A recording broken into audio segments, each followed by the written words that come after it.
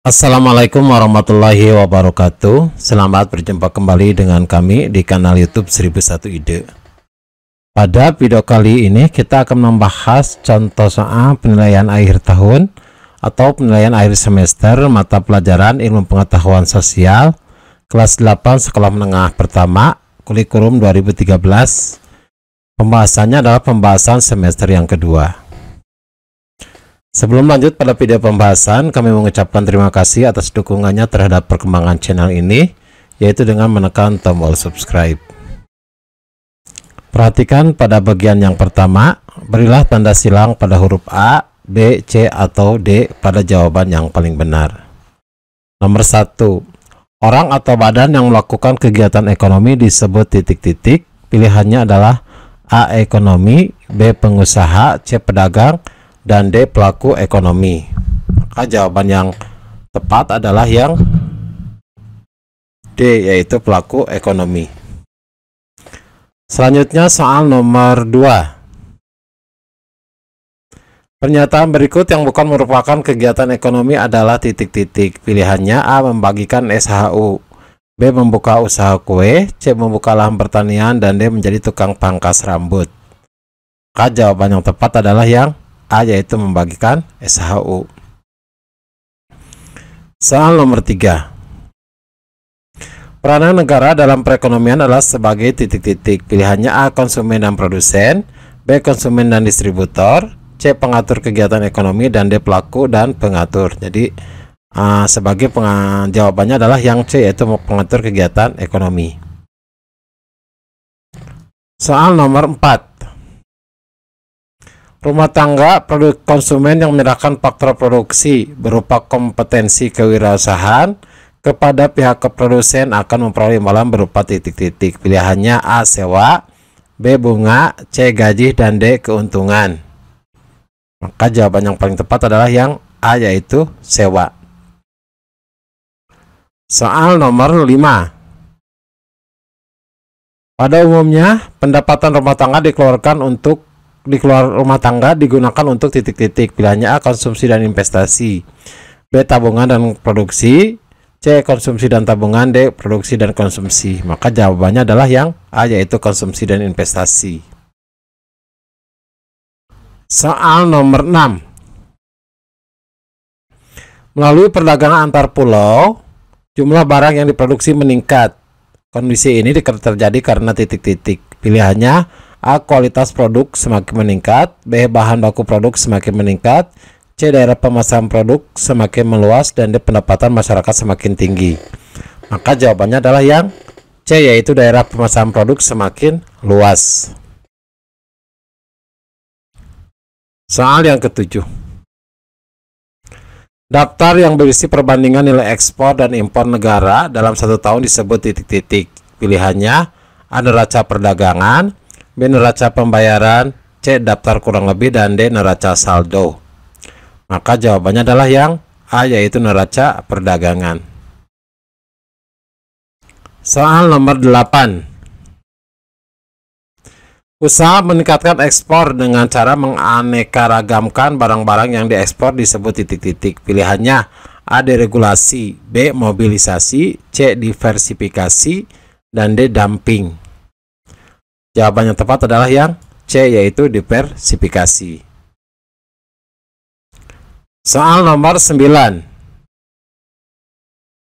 Bu Ana memiliki usaha kerajinan yang dijual ke luar negeri. Produknya digemari masyarakat luar negeri di banyak negara. Ditinjau dari aktivitas Bu Ana dikategorikan sebagai titik-titik. A. Agen, B. Importir, C. Eksportir, dan D. Distributor. Jawabannya adalah yang C, yaitu eksportir. Eksportir itu adalah orang atau lembaga yang mengekspor barang. 10. Perbedaan utama antara perdagangan antar negara dan perdagangan domestik atau perdagangan antar pulau adalah titik-titik. Pilihannya A. Adanya kedaulatan bangsa, B. Jumlah pedagang dan pembeli, C. Jumlah barang yang diperdagangkan, dan D. Transportasi yang digunakan dalam perdagangan. Jadi yang membedakannya adalah pada A, yaitu adanya kedaulatan bangsa. Soal nomor 11. Indonesia merupakan negara dengan kekayaan laut yang begitu besar. Pemaksimalan potensi laut dapat dilakukan dengan titik-titik. Pilihannya A. Memanfaatkan sumber daya laut secara massal dengan berbagai cara. B. Memberikan pelatihan kepada masyarakat tentang cara-cara memanfaatkan sumber daya laut dengan cara yang bijaksana. C. Menjual sumber daya laut kepada pihak asing karena mereka memiliki alat yang lebih canggih. Dan D. Membiarkan saja supaya sumber daya tersebut dapat berkembang dan terus berkembang. Jawabannya adalah yang B, yaitu memberikan pelatihan kepada masyarakat tentang cara-cara memanfaatkan sumber daya laut dengan cara yang bijaksana. Soal nomor 12. Kegiatan ekonomi berikut yang termasuk kegiatan ekonomi kelautan adalah titik-titik. Pilihannya A. Nelayan mencari ikan di laut. B. Usaha pengawetan ikan di pantai. C. Jasa penyeberangan antar pulau. Dan D. Usaha pembuatan kapal dan servis kapal. Jadi kegiatan ekonomi yang termasuk kegiatan ekonomi kelautan itu yaitu yang B, yaitu usaha pengawetan ikan di pantai. Soal nomor 13. Untuk menjaga kelestarian ikan laut, alat penangkap ikan yang sebaiknya digunakan para nelayan untuk menangkap ikan adalah titik-titik. Pilihannya A. Jala dan pancing. B. Jala dan bom ikan. C. Bom ikan dan racun. D. Pancing dan bom ikan. Maka jawaban yang tepat adalah A, yaitu jala dan pancing. Kalau bom ikan itu akan bom ikan ataupun racun ikan itu akan merusak kelestarian dari ikan laut.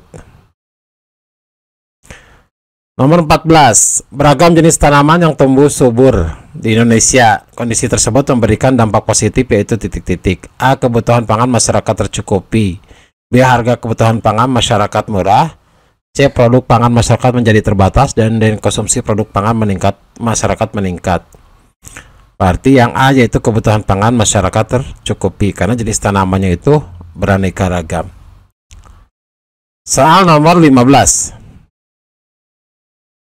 Eco farming merupakan salah satu strategi pembangunan agrikultur di Indonesia. Dapat positif pengembangan eco farming bagi lahan pertanian adalah titik-titik. A. Menambah zat hara lahan.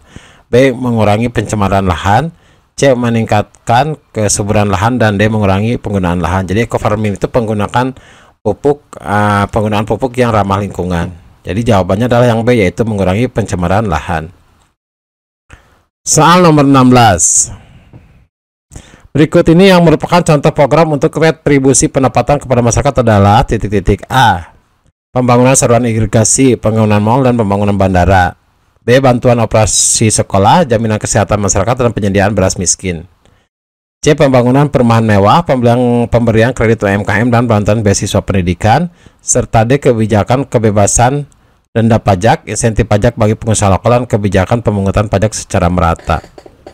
Berarti yang tepat adalah yang A, yaitu pembangunan saluran irigasi, pembangunan mal dan pembangunan bandara. Soal nomor 17. Berikut ini yang bukan merupakan redistribusi pendapatan horizontal adalah transfer uang dari titik-titik. Jadi kalau yang disebut redistribusi pendapatan horizontal itu dari kelompok ke kelompok. Jadi yang bukannya apa? Pilihannya laki-laki dan laki-laki ke perempuan.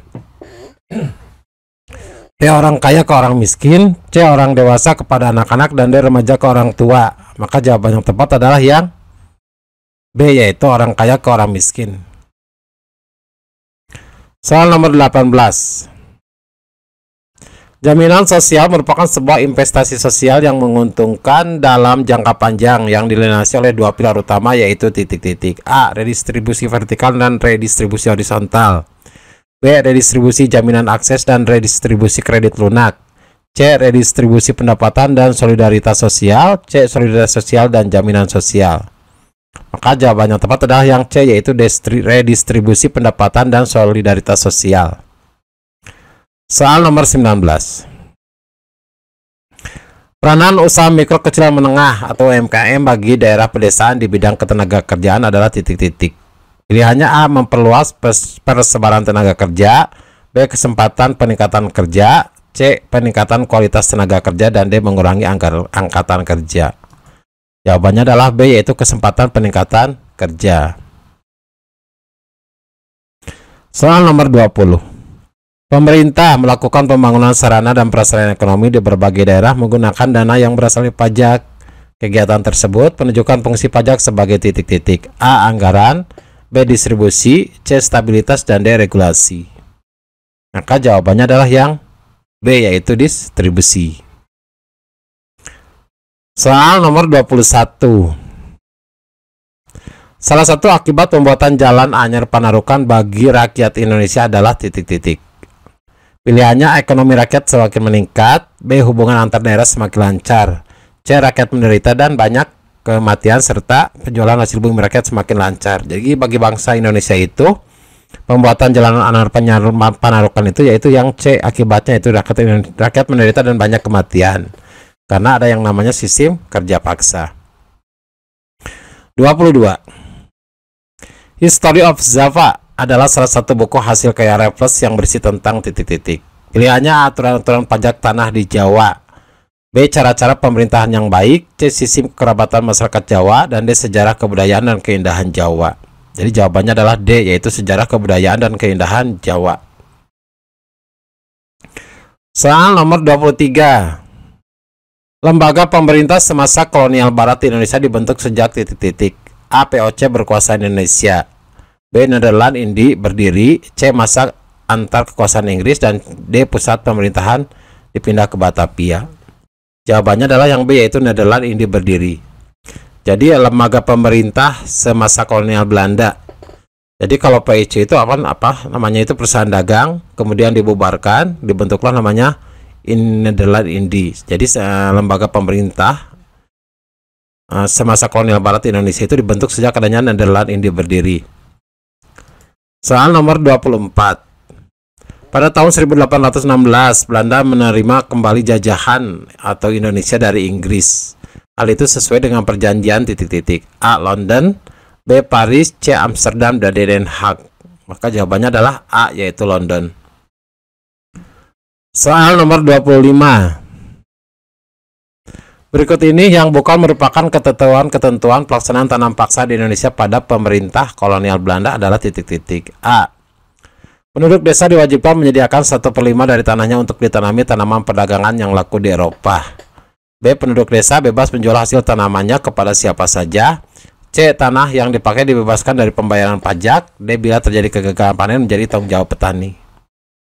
Maka jawaban yang tepat ini yang bukan. Jadi yang bukan ketentuan pelaksanaan dari tanam paksa yaitu B, yaitu penduduk desa bebas menjual hasil tanamannya kepada siapa saja. Soal nomor 26.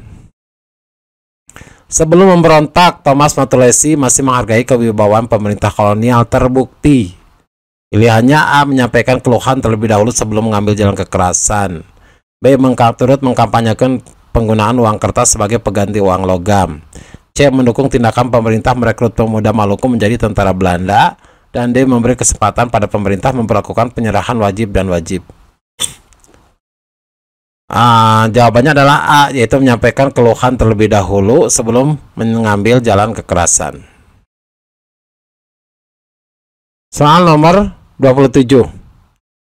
Pada Perang Padri tahap kedua 1830 sampai 1837, Belanda menerapkan praktik adu domba dengan mengirim pasukan yang dipimpin oleh pilihannya A. Datuk Malimbasa. Datuk Malimbasa itu adalah Tuanku Imam Bonjol.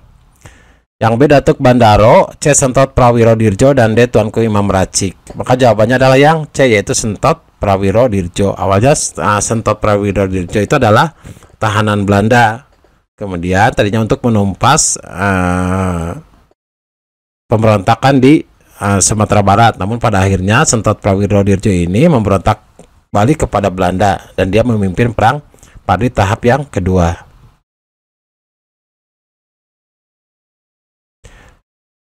Yang 28, Panglima Perang Jepang yang berhasil menguasai Indonesia adalah titik-titik. A. Hitoshi Imamura, B. Yamamoto, C. M. H. Miyoshi, dan C. Kuniaki Kaiso. Jawabannya adalah B, yaitu Yamamoto. Nomor 29. Berikut ini yang bukan termasuk tujuan Jepang menguasai Indonesia, yaitu titik-titik. A. Mendapatkan bahan utama industri, B. Mendapatkan tenaga kerja murah, C. Membebaskan dari kolonialisasi, dan D. sebagai pijakan menguasai wilayah lain. Yang bukan tujuan Jepang itu adalah yang C, yaitu membebaskan dari kolonialisasi. Soal nomor 30. Perbedaan pokok antara pemerintahan kolonial Belanda dengan pemerintahan pendudukan Jepang antara lain titik-titik. A. Pemerintahan kolonial Belanda lebih toleran terhadap perjuangan kemerdekaan Indonesia. Ini jawabannya adalah salah. Yang B. Pemerintahan pendudukan Jepang memindahkan pusat pemerintahan Jakarta ke Bandung. Jawabannya salah juga. C. Pemerintahan pendudukan Jepang adalah pemerintahan militer. Ini salah juga. Yang D. Pemerintahan pendudukan Jepang mengizinkan berdirinya partai-partai politik. Maka jawabannya adalah yang D. Selanjutnya, soal nomor 31. Ini adalah esai. Jawablah pertanyaan-pertanyaan di bawah ini dengan benar. 31. Sebutkan 5 peran produsen dalam perekonomian Indonesia. Ini jawabannya. A. Penghasil barang atau jasa. B. Menggunakan faktor produksi. Terus sebagai agen pembangunan, sebagai distributor barang, dan yang terakhir adalah menambahkan pendapatan negara. Selanjutnya soal nomor 32.